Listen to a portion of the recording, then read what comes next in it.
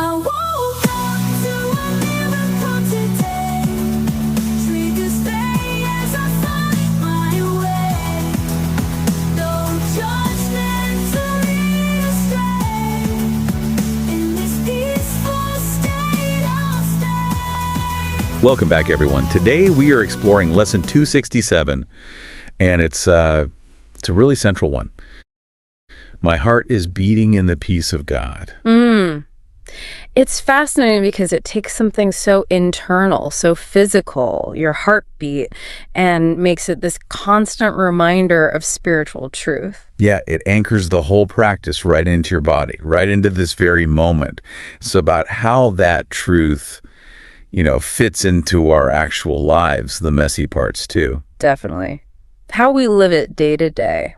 Okay, let's settle in now and just receive the words of the lesson itself. I'll read the first and third paragraphs. Lesson 267. My heart is beating in the peace of God. Surrounding me is all the life that God created in His love. It calls to me in every heartbeat and in every breath, in every action and in every thought. Peace fills my heart and floods my body with the purpose of forgiveness. Now my mind is healed, and all I need to save the world is given me. Each heartbeat brings me peace. Each breath infuses me with strength. I am a messenger of God, directed by His voice, sustained by Him in love, and held forever quiet and at peace within His loving arms. Each heartbeat calls His name, and everyone is answered by His voice, assuring me I am at home in Him. Let me attend your answer, not my own. Father, my heart is beating in the peace the heart of love created.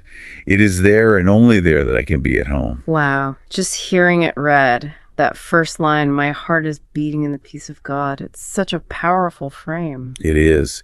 And the idea that jumps out immediately is this constant conversation happening beneath everything else.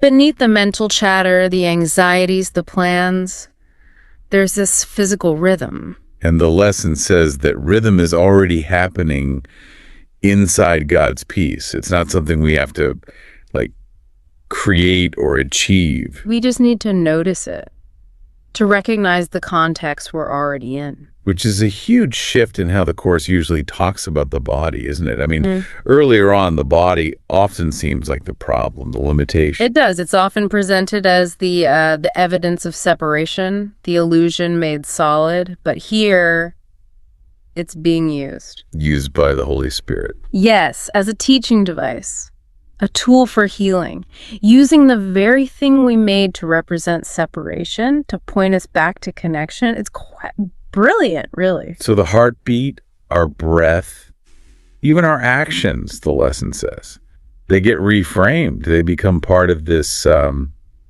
spiritual pulse. The body isn't just the sack of stuff anymore. It becomes a messenger, a constant built-in reminder system for forgiveness. And forgiveness meaning recognizing the separation didn't actually happen in reality. Right. And what better reminder that you are present, that life continues, than your own heartbeat? It's always there. Okay. But here's where I think some students, especially those who've been with the Course for a while, might get, a little tangled up. The paradox. Yeah. We're told again and again, I am not a body. The body's illusion, it's ego, it's tied to death. So how does this lesson, focusing so deeply on a physical pulse, fit with that? That's the core tension, isn't it? And it forces us to think about levels of reality, Okay. The heartbeat itself, the physical thumping, that's not God's peace. God's peace is beyond form, beyond time. It's eternal. So the beat isn't peace. No, but it's happening within God's peace. It's like a wave isn't the ocean, but it happens within the ocean. It's made of ocean. Okay. But still, using an illusion, the body, to teach truth. How does the Holy Spirit do that without sort of validating the illusion, making it seem real? Well, think of the Holy Spirit as the ultimate translator. We believe we're here in these bodies, in this world of time and space. Right. That's our experience.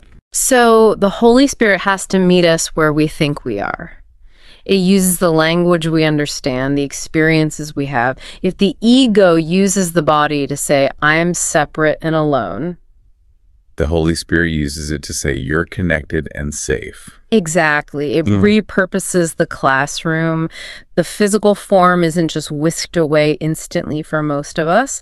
So while we're still identified with it, the Spirit uses its most constant feature, the heartbeat, the breath, as a prompt, a reminder. Using the error to point beyond the error. And sometimes trying too hard to deny the body, to just ignore it completely, that can be its own trap. So It can become another kind of ego game, I'm so spiritual, I'm beyond the body.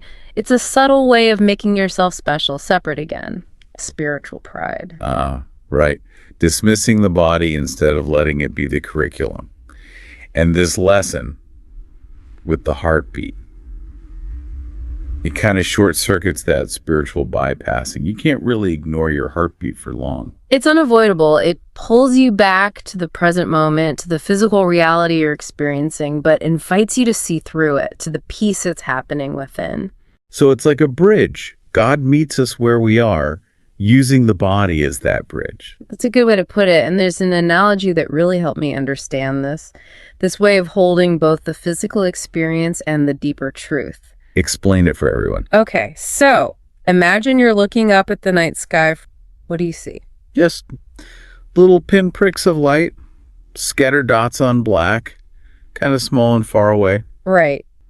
You start learning some astronomy. You find out those tiny dots aren't small at all. They're massive suns, maybe whole galaxies.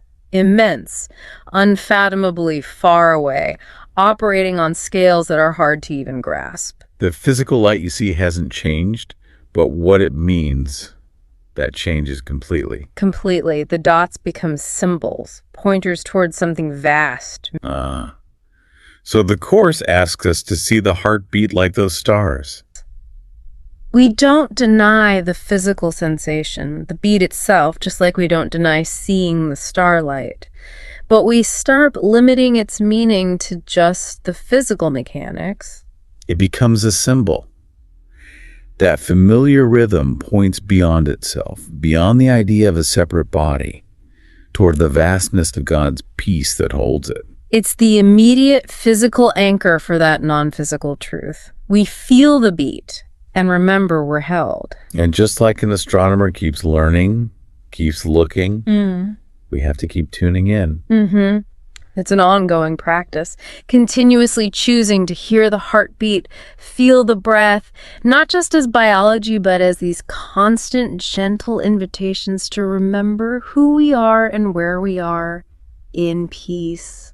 It's just the practice, doesn't it? From trying to achieve peace to simply receiving it, tuning into something that's already happening. Because the lesson says the call and the answer are constant. Each heartbeat calls his name and everyone is answered. It's already going on. Our job is just to tune the radio, to listen for the signal that's already broadcasting. That's it. And maybe we can even do a quick exercise in tuning that dial right now. Good idea. So if you can do this safely, maybe not while driving, just take a moment. You could gently close your eyes or just soften your gaze. Maybe place a hand lightly on your chest over your heart. Don't try to change anything. Just notice. Notice your breathing, the rise and fall. Or feel for that gentle beat under your hand. And as you feel that rhythm, just gently bring the words to mind. My heart is beating in the peace of God. No need to analyze it.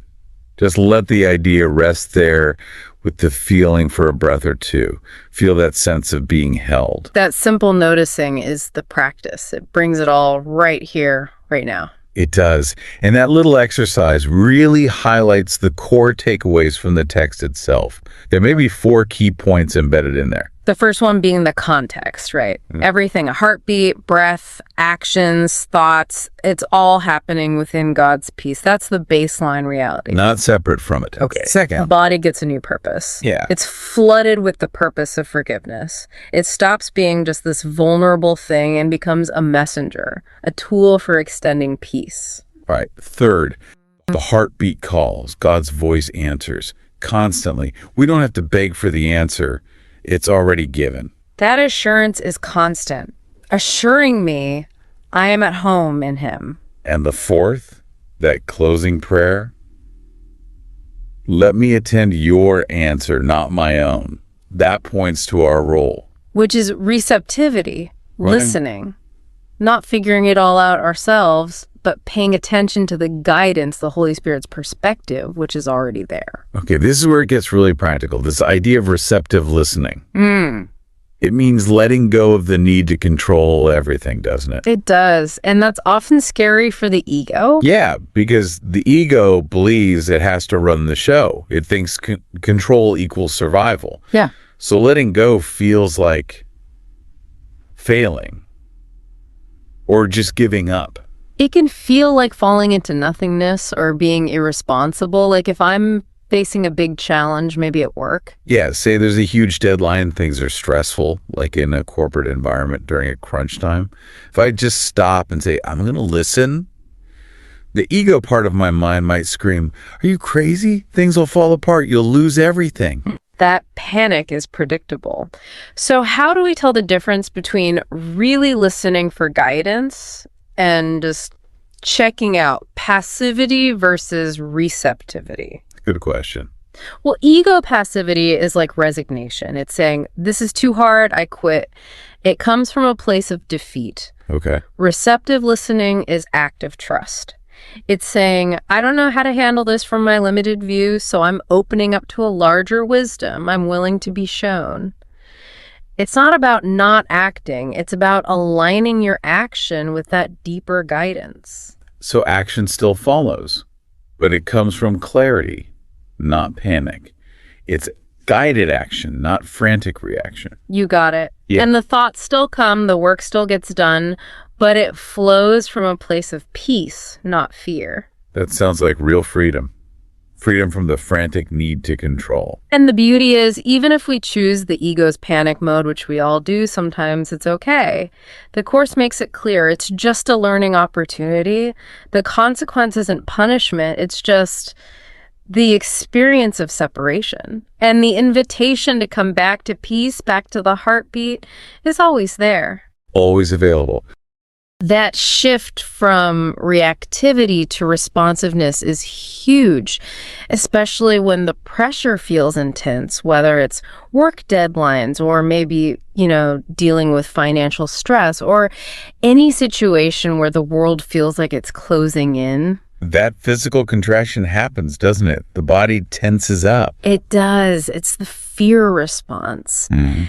And when you're all tensed up and contracted, you literally can't hear that quieter voice of guidance. You're tuned to the static.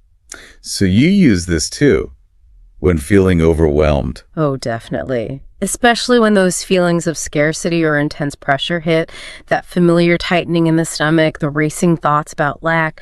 I've learned to see it now not as, oh no, this is terrible, but as a signal. The message. A message saying, okay, you've slipped back into the ego's way of thinking. It's just information. Mm-hmm.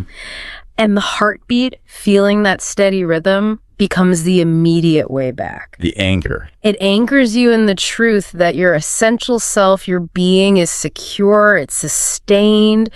Even if the outside circumstances look shaky, it interrupts the fear thought right where it starts. And we can learn to teach ourselves this. To reframe those signals, the tight chest, the fast breath, the clenched jaw. They aren't proof that we're failing or that things are hopeless. They're just notifications. Attention needed. You're listening to the wrong channel right now. And that moment gives you the choice. You can catch the thought, notice the feeling, and consciously choose to reconnect. To listen for the peace instead. It's also incredibly helpful when supporting others through intense emotions. I've found when working with people in distress or even thinking about how one might help children navigate big feelings. Oh, that's interesting. How so? Well, kids especially feel everything so physically. If you can help someone, child or adult, connect with their heartbeat or their breath as something steady, something reliable inside them, like an internal friend. It gives them something tangible to hold on to. Exactly. A physical anchor for safety that doesn't deny their fear or anger, but sits alongside it. It meets them right there in their physical experience and offers a path back to a sense of okayness. Grounding the abstract idea of peace in something they can actually feel. So, as we kind of bring this discussion together, the central point really is this: that heartbeat is your constant internal reminder. You are held in God's peace right now. Whether things feel chaotic or calm outside doesn't change that underlying reality. The call and the response are always happening. Our work isn't to make it happen, but just to tune in. To choose God's answer over our own fearful stories. We don't have to struggle for peace. We just need to acknowledge that our heart is already beating in it. Okay, so let's make this super practical. Let's walk through that actionable step-by-step guide again for using this lesson the very moment you feel that shift into anxiety or overwhelm. This takes it from theory straight into practice. Step 1, just pause, notice what's going on inside. Maybe put your hand on your chest again. Just stop the runaway train of thought for a few seconds. Step 2, gently repeat the lesson's idea, silently or softly. My heart is beating in the peace of God. Let the words connect with the rhythm you feel. Step 3, acknowledge your feeling. Okay, I feel anxious or I feel angry. Just name it without judgment. It's just a signal, remember. Step 4, ask for help. A simple, sincere internal request. Holy Spirit, please help me see this differently, or I choose your peace instead of this fear. Hand it over. Step 5, rest there for a moment. Take a conscious breath or two. Let yourself feel that steady rhythm, that sense of being held, even faintly.